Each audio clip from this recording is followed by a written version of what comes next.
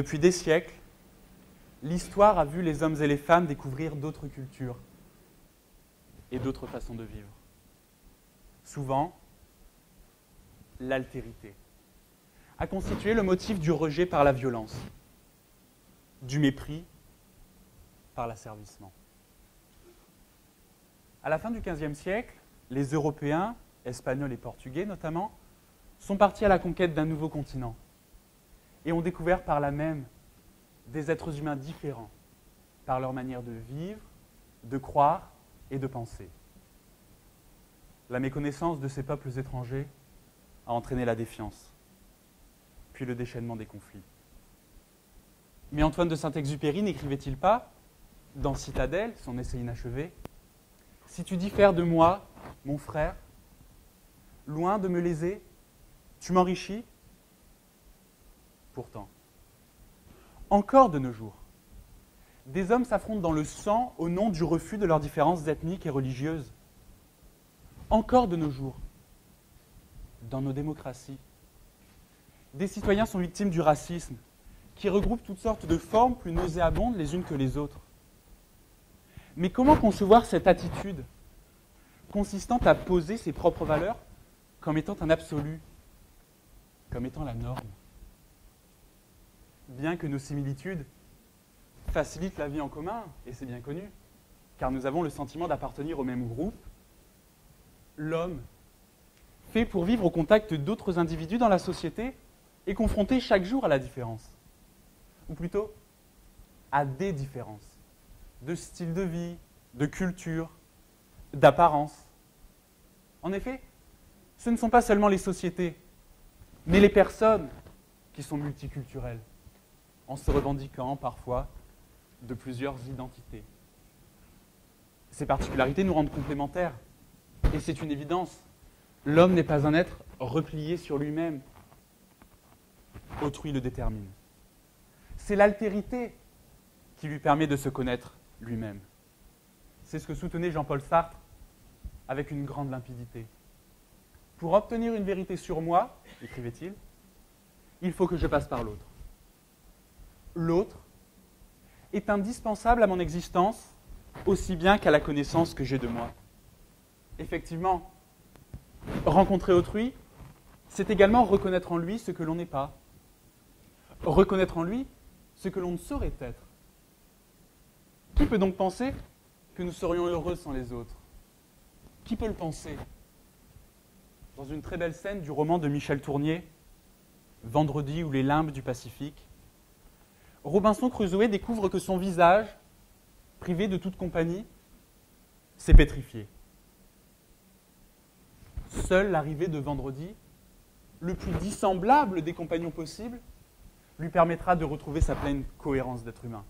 Alors à ceux qui disent que la diversité est un obstacle au vivre ensemble, je veux montrer, avec ce passage, que nous sommes interdépendants, que nous avons naturellement besoin de cet autre, ou de ces autres que nous rencontrons et avec qui nous vivons. Le comprendre, c'est refuser toute forme d'exclusion. Ainsi, je suis convaincu que tout progrès est le fruit d'une coalition entre les cultures. Coalition d'autant plus féconde qu'elle s'établit entre des cultures diversifiées. La capitale de l'Empire byzantin jusqu'au XVe siècle, Constantinople, est un exemple coruscant de cet enrichissement mutuel des cultures. Cette ville cosmopolite qui accueillait des chrétiens, des juifs, des musulmans, rayonnait sur le plan culturel.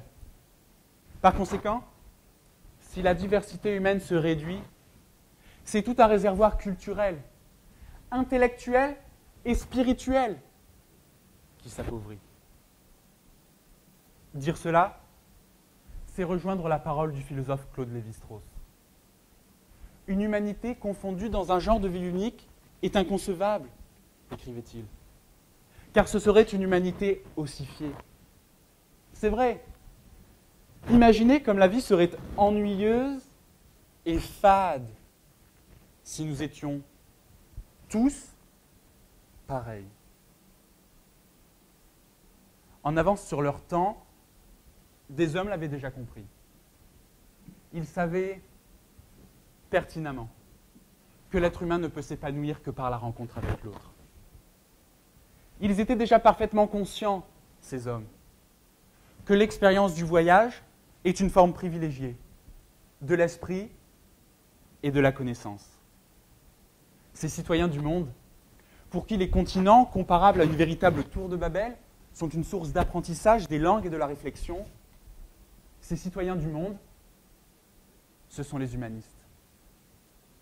Cette quête de l'autre par le voyage est une perpétuelle découverte, alors que les différences physiques suscitent la curiosité de la rencontre et offrent le plaisir de la nouveauté, les divergences d'opinion, d'appréciation invitent à la discussion, voire au débat.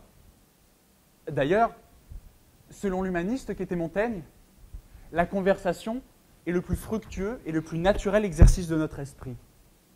Car celui qui me contredit m'instruit. Cela, Antoine de Saint-Exupéry ne l'ignorait pas. En tant qu'aviateur, il a lui aussi rencontré cette mosaïque d'hommes et de femmes qui composent l'humanité, à travers ses nombreuses échappées à Casablanca, à Alger, en Amérique du Sud. Moi aussi, en voyage au Sénégal, j'ai pu mesurer l'écart de nos habitudes de vie entre les villageois touchés par la pauvreté et nous, Français et Européens. Mais finalement, ça n'a pas empêché de m'identifier aux enfants du village.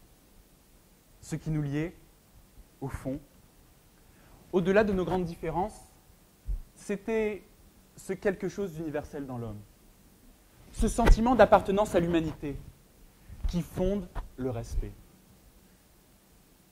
Parce que la rencontre d'autrui bouscule toujours, décentre souvent, émancipe parfois. Voyager, c'est prendre du recul et se rendre compte que nos valeurs ne sont pas les seules possibles, ni les meilleures. On peut donc dire que le voyage fonde la tolérance, l'apanage de l'humanité, selon Voltaire. La tolérance, ce n'est pas accepter l'autre malgré ses différences, c'est l'accepter avec ses différences. La tolérance, ce n'est pas vouloir gommer les aspérités, mais au contraire, accorder aux autres le droit d'être différents. La tolérance, quand elle s'exprime avec force, est finalement l'un des plus beaux remparts contre l'individualisme. La devise de l'Union européenne, unité dans la diversité, résume bien cet hymne au respect. Alors à nous, jeunes, comme vous le faites, de faire vivre un esprit de compréhension entre les peuples du monde.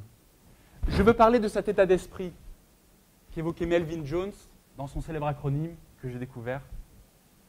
Liberté et compréhension sont la sauvegarde de nos nations.